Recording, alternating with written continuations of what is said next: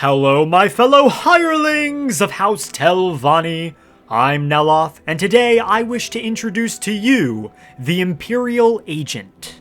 The Imperial Agent is a morally gray assassin and saboteur who operates independently to aid the Empire and its Emperor. No task is too dark, and no price is too high, so long as it serves the greater good. This build was inspired by a combination of the Agent class seen in Morrowind and Oblivion, and the Blade Spy Master Caius Casadus himself, who assists the Nerevarine in Morrowind. Together, they make for what I think is a unique take on an Imperial-aligned character that is far more dark and gray, embodying some of the darker aspects of the Empire. Before we begin, let me state as always that there are timestamps down below if you wish to skip around to certain parts of the video. Now let us learn about this mysterious and shadowy operative with unyielding loyalty to the Cyrodiilic Empire. The Imperial Agent was an enigma to all. To some, he was a lowly farmer who lost his family and farm in a bandit raid and decided to join the Empire to one day get revenge. To others, he was the seventh son of a seventh son in a noble house of little renown, hoping to carve his own way in the world. Sometimes he would go so far as to say he was the bastard son of the late Emperor himself, with plans to one day usurp his brother's throne. The few people that knew the Imperial Agent learned to disregard his stories. However, if there was one thing people could believe, it was his loyalty to the Empire and his supposed friendship with Titus Mede II. No one knows how they met, whether as children or on the battlefield of the Great War, but the Imperial Agent was always at the Emperor's side, offering advice and making sure no one dared to make a move against him. The Imperial Agent was neither in the Blades nor the Penitus Oculatus. He is what people would call a free agent, loyal to the Empire yet answering to nobody but himself, and maybe the Emperor. When not advising the Emperor, he was in the field assisting the Empire from the shadows. No assignment was above the Agent, from subterfuge to assassination, bullying to theft. As long as the Empire and its citizens benefited, the ends always justified the means. In the year 201 of Mid-Year, the Agent had just returned from Valenwood, putting down a group of Thalmor agents that were trying to disrupt important Imperial trade routes. He visited the Emperor and told him of his success, and afterwards they began swapping stories until the bright moons were hovering high above the Imperial city. After finishing his second glass of Colovian brandy, the Agent noticed a sudden chill enter the room. He looked behind him and saw that the balcony window was open. The Agent grabbed his crossbow and ordered the Emperor to get behind him. He looked around the room trying to find the would-be assailant, but his eyes saw nothing.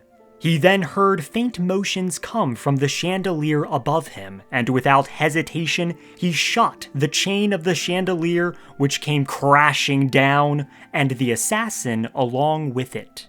Before the assassin could get up, the Agent launched a bolt into the assassin's leg and threw his crossbow into the assassin's forehead, which knocked her out cold.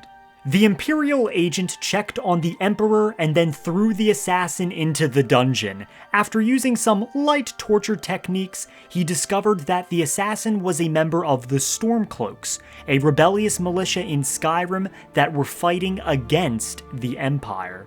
The Stormcloak assassin confessed that she was working alone and against the wishes of her fellow Stormcloaks, as many would consider her acts to be cowardly.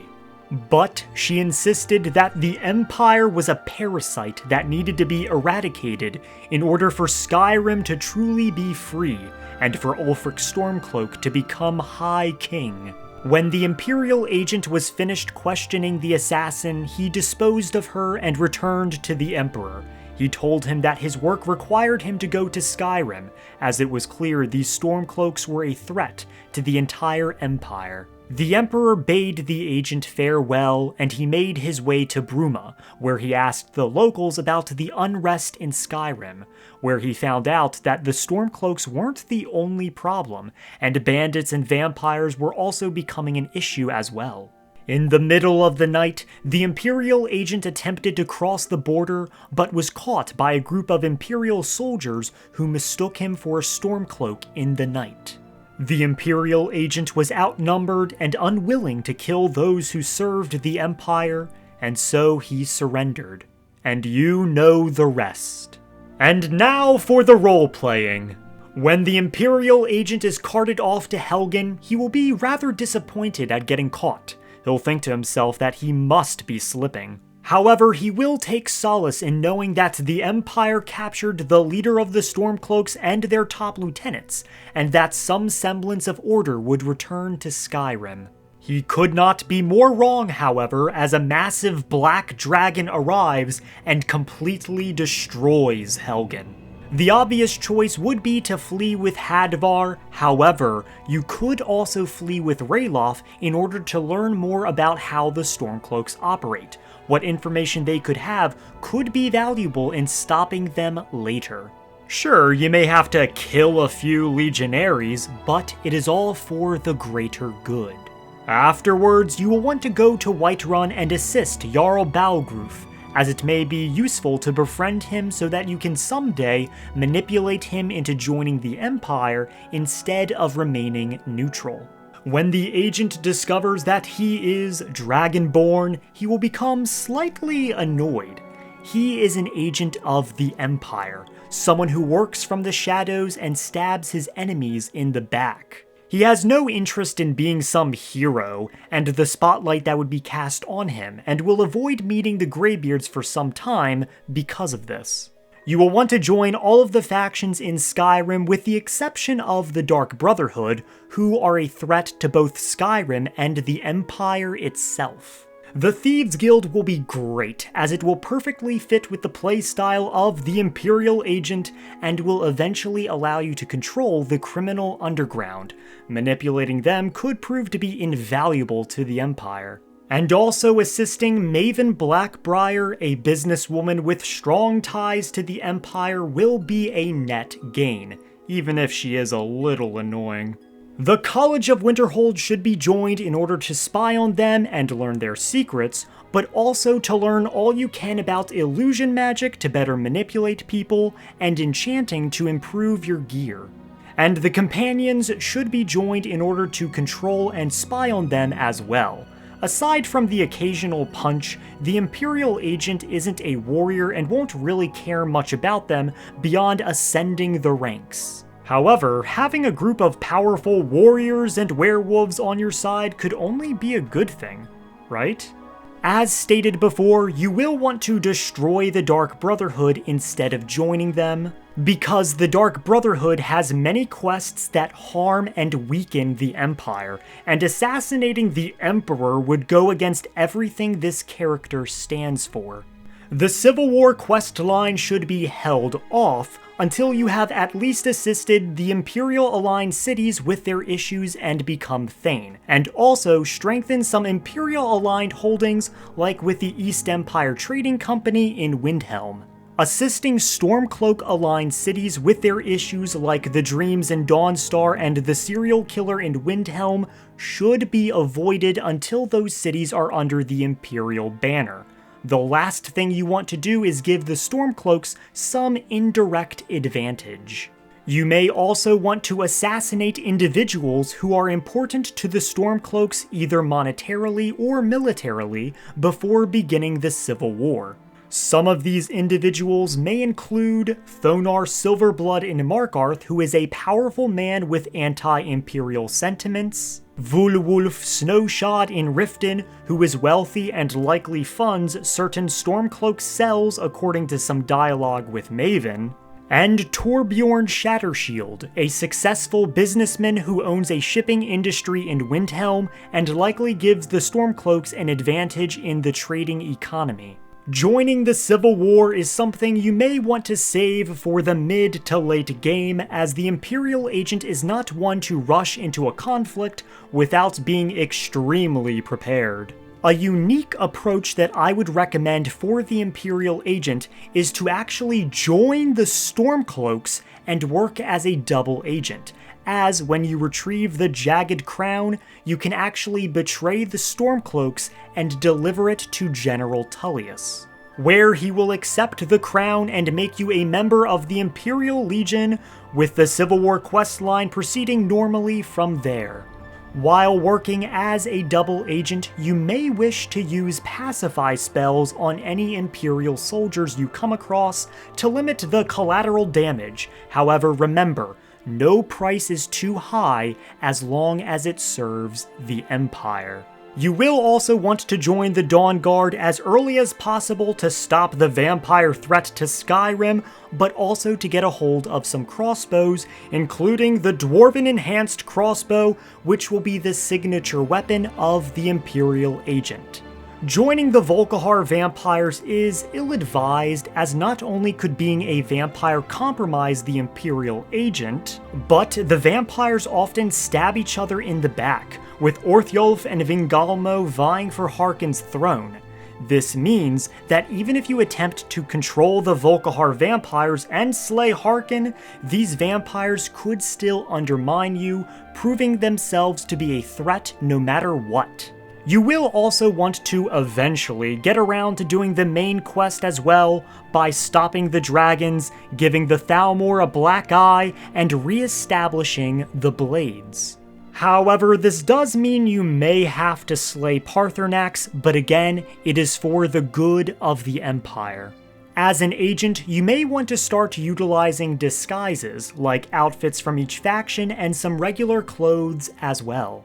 Remember, you're not in this for the fame and glory, and everything you do is for the Empire, no matter how harsh. Every bandit, vampire, and stormcloak slain, every faction put under your control, and most other threats to Skyrim do nothing but aid the Empire and its Emperor. And now for the race stats in Standing Stone. The Imperial Agent is going to be an Imperial to the shock of nobody. You could make a case for any race being the Imperial Agent, as the Empire is still quite cosmopolitan, but I felt that being an Imperial was just more thematic. For stats, you will want the following. You will want to invest only 5 levels into Magicka and nothing else, and a ratio of 2 in stamina and 1 in health. The Imperial Agent isn't going to be using any magic beyond casting illusion spells, and the Apprentice Hood and the Standing Stone the Imperial Agent uses will make up for the lack of Magicka. 2 in stamina will be useful for more stamina when aiming down the sights with your crossbow, and also increasing your carrying capacity to allow you to carry more disguises without issue. While the Imperial Agent won't be on the front lines and is more in his element from the shadows, you will inevitably get caught in combat, and the extra health will be quite useful so you don't die in a single blow. The Imperial Agent will be using the Atronach Stone for the plus 50 points in Magicka, which will help this non-magical oriented character freely cast illusion spells. And now for the skills and perks. The Imperial Agent will be manipulating his way through the world with the skills Archery, Sneak, Light Armor, Illusion, Pickpocketing, Smithing, and Enchanting. I will now go over what perks I would recommend getting at around level 50. In Archery, you will want to get basically every single perk with the exception of Critical Shot 2 and 3, as critical damage perks become quite pointless later on in the game because of how critical damage scales. You will, however, need Critical Shot 1 to progress up the right branch. The most important perks here will be Overdraw for an increase to your ranged damage, Steady Hand to line up your shots easier, Power Shot to prevent enemies from getting closer if you get caught, as well as Quick Shot for higher DPS. The Imperial Agent is a master with a crossbow, and these perks will reflect that. For Sneak, you will want to get all 5 levels in Stealth, Backstab, and Deadly Aim on the right side, and Muffle Movements and Lightfoot on the left side. The essential perks here will just be Stealth and Deadly Aim, however I also wanted to throw in Lightfoot as well, which will allow the Imperial Agent to not trigger pressure plates. This will symbolize his experience with infiltration and his understanding of traps, no matter the kind. In Light Armor, we will just want to get 3 levels in Agile Defender. The Imperial Agent will not typically be wearing a full suit of light armor, rendering most of the perks useless, and the goal is to work from the shadows and avoid combat unless it becomes absolutely necessary, hence the 3 levels. For Illusion, we will want to get every single Illusion perk. While the Imperial Agent isn't technically a mage, he still does have an appreciation for the Illusion School and the advantages it brings him in the field. Being able to dominate the mind of strong and weak foes alike will be invaluable, as well as the invisibility spell to make for quick escapes if the need arises. In Pickpocketing, we will want to get 1 level in Light Fingers, Night Thief, Cut Purse, and Misdirection.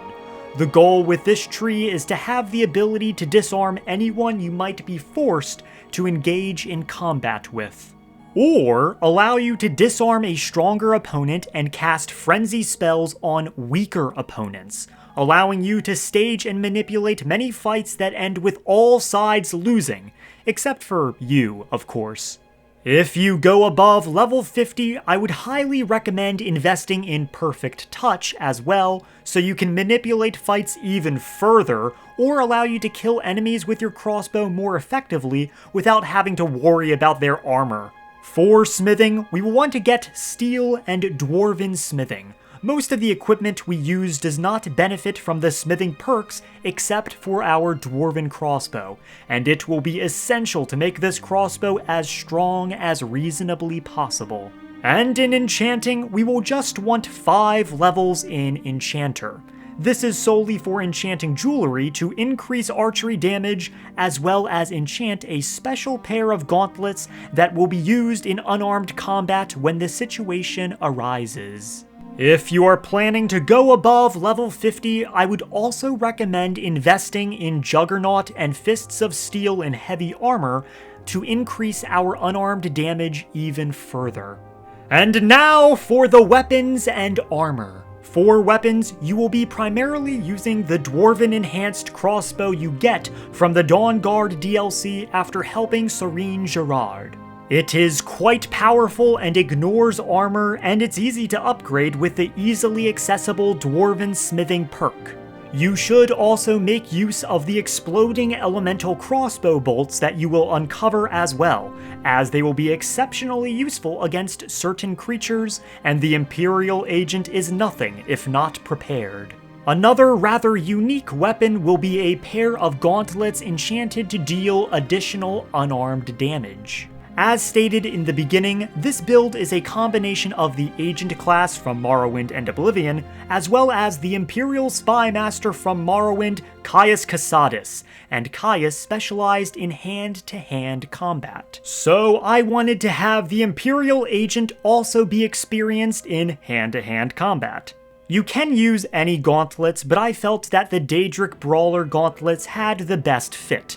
If you don't have the Fearsome Fists Creation Club mod, you could also easily use a normal pair of Daedric gauntlets.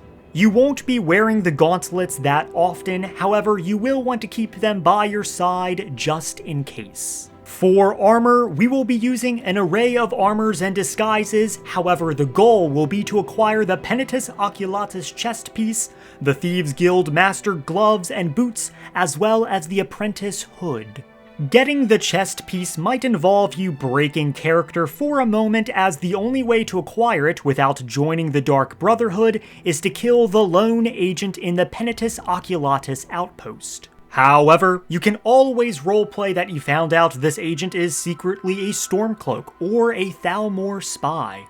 The Guildmaster gloves and boots match the chest piece quite well and will be nice to wear, as it will truly reflect the character's Master of Stealth, and the enchantments are both quite nice. The Apprentice Hood is more of an aesthetic choice as it just matches the chest piece super well, and you can easily find an Apprentice Hood later in the game that will help increase your magicka reserves, making illusion spells easier to cast. You can also acquire an unenchanted Apprentice Hood and enchant it yourself, maybe to lower the cost of illusion spells.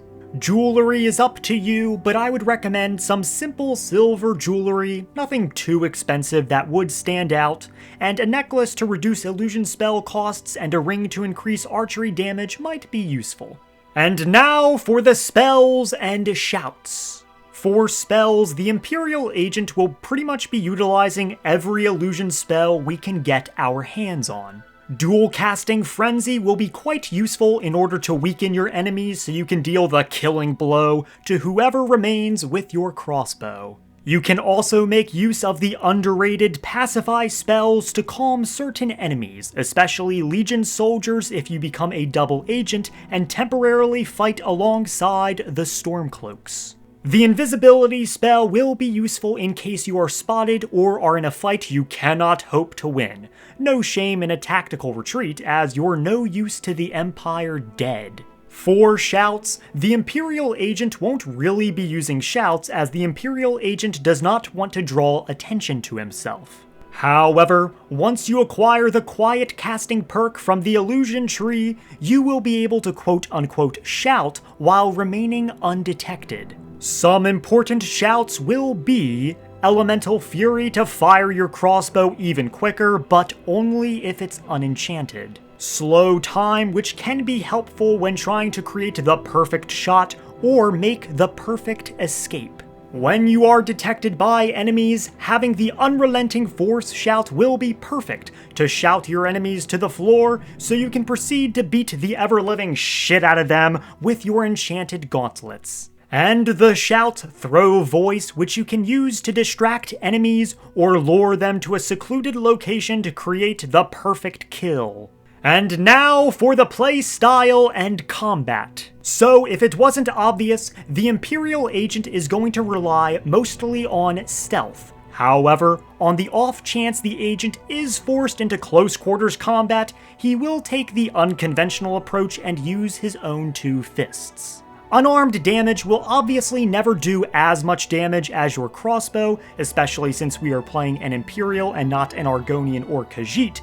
However, the Unrelenting Force shout as well as the Slow Time shout should prove to be helpful, along with those super enchanted gauntlets. For the most part, however, the Imperial Agent will behave in 3 different ways. The pacifist approach, slipping through the shadows and not touching a single guard except for the odd pacify spell here or there, which I would recommend using on Thieves Guild jobs like in Golden Glow Estate or the Dwemer Museum in Markarth, since the guards there are obviously no threat to the Empire and their deaths would be unnecessary.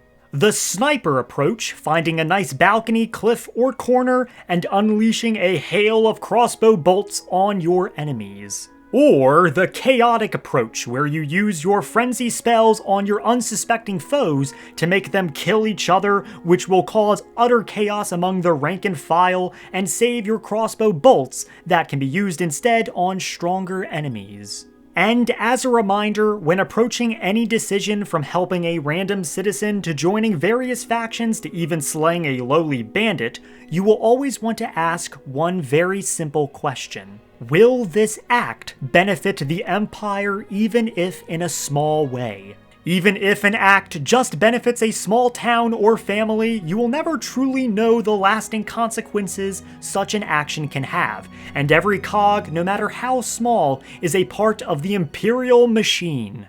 And that's all I wrote! An Imperial Agent inspired by the Agent class and the character Caius Cassatus. I had quite a bit of fun playing this character, and I am also planning to make a stealthy assassin character who is loyal to the Stormcloaks, a sort of arch-nemesis to the Imperial Agent. So with all that being said, make sure to like the like button, like the subscribe button, and like the bell notification down below to be updated on future videos. And I will see you whenever the fuck I decide to upload again. House Telvanni be with you. Please, O hero of Skyrim, I shall be ever so grateful.